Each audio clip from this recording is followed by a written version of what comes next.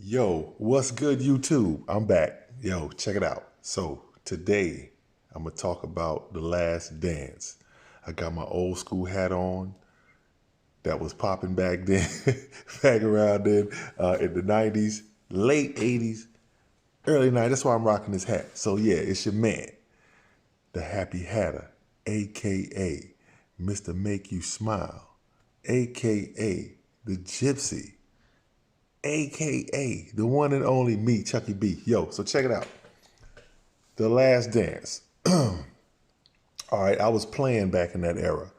So that era is bringing back some memories of what was going on back then. I did not know things I did not know about The Last Dance. Okay, I did not know that Scottie Pippen was dealing with the issues that he was dealing with his brother being in a wheelchair, with his dad also being in a wheelchair, and with him having to take that smaller contract. Okay, my opinion on that. Okay, this is where good organizations step up. Okay, and this is probably why the Bulls are going through what they're going through now because they didn't step up and do the right thing. So, okay, you have a player like a Scottie Pippen, second best player on the team, probably at that time back then top five in the league, and you know the situation that he's in. As far and don't get me wrong, yeah, he signed the contract, but if you're a good organization, you saw what he's been doing in the league. You saw no signs of let up. You know what I'm saying? I think that a good organization steps up and takes care of him. You know what I'm saying? A good organization steps up and takes care of him. Now, a lot of the pundits or whatever you want to call them, people who are talking about the Last Dance that I've heard talk about the Last Dance, and you see them talking on ESPN and stuff like that. A lot of them are saying how Jerry Krause wanted to be one of the boys and he wanted to be part of the team and this, that, and the other. Well, when you're a general manager, you're not going to be part of the team, not like that. You can't be because you're on the business side of it. And I just feel like the Bulls pretty much did an injustice to Scottie. And I understood where he was coming from, in those first couple of episodes that aired. Also, another take from it from me, my opinion. That's why I do this, state my opinion. As much as I love Michael Jordan, I do believe that, a lot of this, where Michael was saying how he didn't want to play for another coach, he was stepping up, if Phil don't come back, I'm not coming back. He was kind of stepping up to the plate for Phil Jackson, and I just personally feel like, like I said, I don't know the backstory of it all, but I just feel like maybe, and I don't know that he hasn't said he did yet, but if there could have been some stepping up to the plate for Scottie as well. You know what I'm saying? And I know Scottie said, all right, this is going to be the last dance. We're going to do this. But, it was time for Scottie to be a little selfish, in my opinion. It was time for him to be a little selfish. I'm siding with Scottie Pippen on that matter as far as the contract goes. And another thing also, a lot of times in professional sports, at least the locker rooms that I've been in, you don't talk about another man's contract. You don't talk about, whether he's supposed to be here or not, or this, that. You don't do that. That man has to do what's right for him. And I also feel like, this, especially in this day and age, a lot of we talk about loyalty. It would have been a straight show of extreme loyalty had the Bulls went ahead and, all right, rip that. I don't care what you've done in the past. This guy is different. If they would have went ahead and ripped that contract up and said, hey, Scottie, let's get you a new deal. There would have been nothing wrong with that. That would have been a true sign, show of loyalty to him. You know what I'm saying? So, those first 2 episodes, and it's been a great documentary so far, and I look forward to the next 6 episodes. And it's been a great documentary. Great documentary. It has shown a lot of behind the scenes. I didn't know it was such hatred.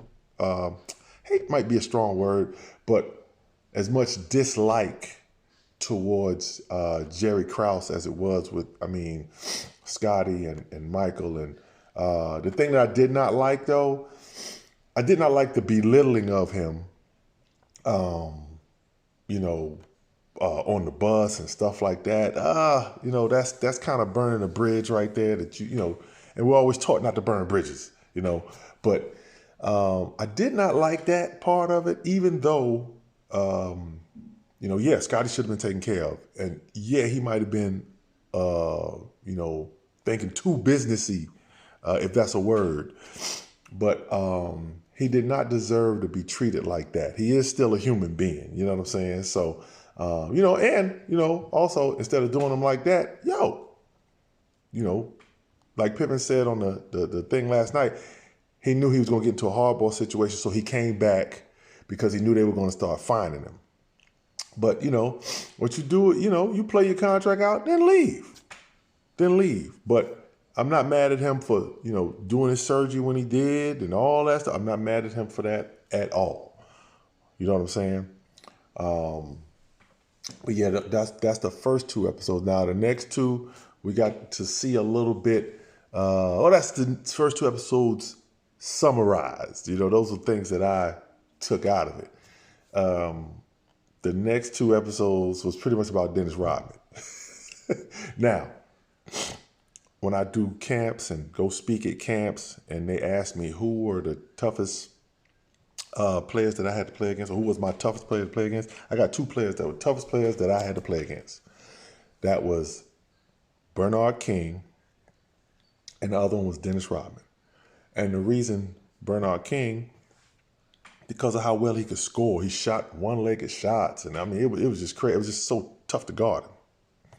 Dennis Rodman, he's the toughest guy I've had to play against because his effort was so great, and he never took plays off. That's what I always tell people. The one thing about guarding him, I had to guard Karl Malone, I had to guard Charles Barkley, I had to guard, you name it, Vin Baker, Kevin Garnett. I had to guard all of them.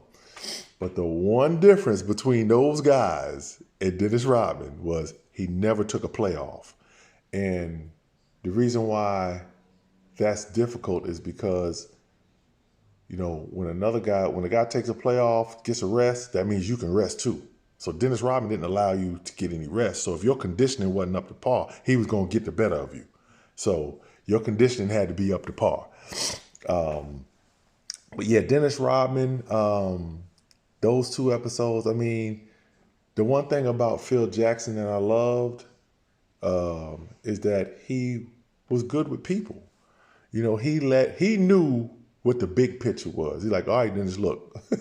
Dennis wanted to he said, I need a vacation, And, sometimes it gets like that during the season. Sometimes guys get burnt out. You wonder why guys are in a slump and stuff like that, why guys struggling in this particular part of the season. It's probably because they're burnt out. So Dennis might have been burnt out. He did seem to be burning the candle at both ends, partying and ball. You can't do that. You know what I'm saying? You really can't. So it's got to be one or the other if you want to last in the game. But Dennis, they let him go and go do his thing. And then, he came back. But, Phil, that was, most coaches would not do that. Today's game, I saw a thing where they were comparing like what guy in today's game is like Dennis Rodman. And I don't see anybody in today's game that's like Dennis Rodman. You could pick and choose, oh, that guy played like so-and-so, he played like so-and-so. You can't pick a guy and say he plays like Dennis Rodman at all. But, Rodman was different, definitely a unique player. Just a guy that went and got, he knew what he was good at, and he went and thrived at what he was good at. But The Last Dance has been so far so good as far as I'm concerned.